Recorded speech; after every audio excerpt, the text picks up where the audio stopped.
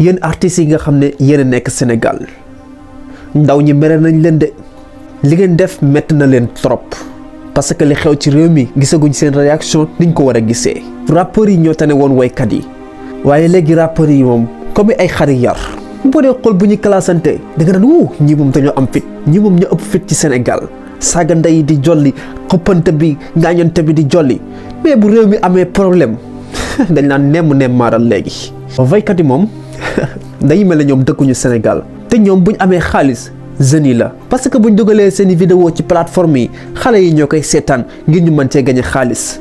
aussi tamit buñ defaree seeni album ba génn ko xale yi ñoo koy jënd buñ tëggee seeni concert xale yi ñoo koy feesal tey xale yi di xeex ngir seen réew dem ba ciy ñàkk seen bakkan ñoom ñu toog di seetaan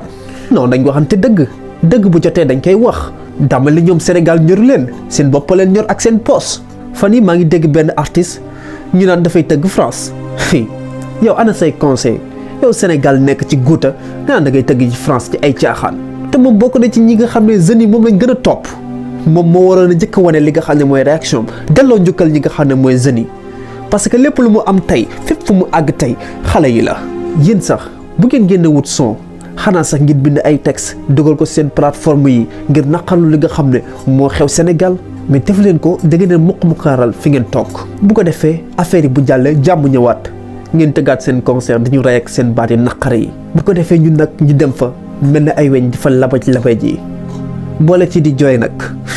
s'il vous plaît na ku nekk tagge ab artiste ci commentaire yi bu ko defee ñoom ñu xam ne dañoo soxla seen réaction ci mbir mi bu ko defee gouvernement Sénégal xam ne liñ nekk doy nut yoon aywa gaay tagge yi na saf sàpp ci commentaire yi maa ngi leen di xaar.